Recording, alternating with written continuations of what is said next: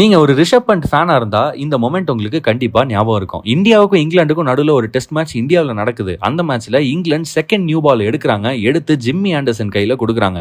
Jimmy Anderson new பால்ல bowling போட்டாலே பல பேட்ஸ்மேனுக்கு பதறும். ஆனா அவர் போடுற அந்த பால அனாயாசமா யாரும் அப்படியே எதிர்பார்க்காத மாதிரி ஒரு ரிவர்ஸ் ஸ்கூப் ஷாட் ஆடி ரிஷப் பண்ட் ஸ்லிப் கார்டன் தலைக்கு மேல ஒரு பவுண்டரி அடிப்பாருங்க. அந்த பவுண்டரிக்கு அப்புறம் சில மேட்சஸ்க்கு அப்புறம் பார்த்தீங்கன்னா ரொம்ப ப்ராப்பர் கிரிக்கெட்டிங் ஷாட்ஸே ஆடக்கூடிய ஒரு கிளாசிக்கல் டெஸ்ட் பேட்ஸ்மேனான ஜோ ரூட் கூட இந்த ஸ்கூப் ஷாட்டை நிறையா பயன்படுத்த ஆரம்பிப்பார். இப்போ ரீசெண்டாக கூட சாம் கான்ஸ்டாஸ் என்ற இளம் ஆஸ்திரேலியாவை சேர்ந்த வீரர் பார்டர் கவாஸ்கர் ட்ரோஃபியில் ஜஸ்பிரீத் பும்ராவுடைய பாலை இந்த மாதிரி ஸ்கூப் ஷாட் ஆடி பவுண்டரி அடிப்பார். இதிலிருந்து நமக்கு என்ன தெரியுது அப்படின்னா, T20 கிரிக்கெட் மற்றும் ODI கிரிக்கெட்டில் பரவலாக பயன்படுத்தப்படக்கூடிய இந்த ஷாட்டுக்கு டெஸ்ட் கிரிக்கெட்லேயும் வேல்யூ இருக்குது அப்படின்றது தான் உண்மை. ஆனால் இந்த ஷாட்டை யாருங்க கண்டுபிடிச்சா, எங்கே தான் இந்த ஷாட் உருவாச்சு அப்படின்ற கேள்விக்கு நம்ம 2001 வரைக்கும் டைம் டிராவல் பண்ண வேண்டியது இருக்கு. 2001 ஆஸ்திரேலியாவுக்கும் ஜிம்பாப்வேக்கும் எதிராக ஒரு மேட்ச் நடந்துச்சுங்க.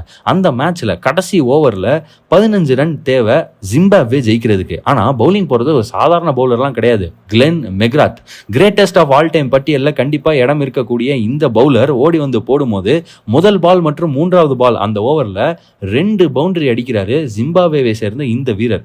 யார் அந்த வீரர் அப்படின்னு கேட்டா அவர் பேர் தான் டக்ளஸ் ஆந்தனி மெரிலியர். எப்படி அப்படின்னா இதே மாதிரியே நவுந்து வந்து ஸ்கூப் பண்ணி விக்கெட் கீப்பர் தலைக்கு மேல பவுண்டரி அடிக்கிறாரு. அந்த மாதிரி ஷாட்டை அந்த டயத்துல யாருமே பார்த்ததில்லை அப்படின்ற காரணத்தினால அந்த ஷாட்டுக்கே மெரிலியர் ஸ்கூப் அப்படின்ற பேரை வந்து கொடுத்துட்டாங்க. எவ்வளோ பெரிய கிரிக்கெட்டரா இருந்தா ஒரு ஷாட்டுக்கே உங்க பேர் வைப்பாங்க இல்ல?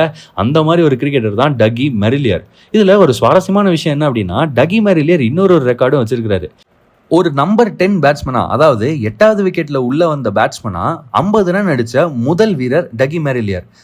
The first player to score a half century coming in at number 10.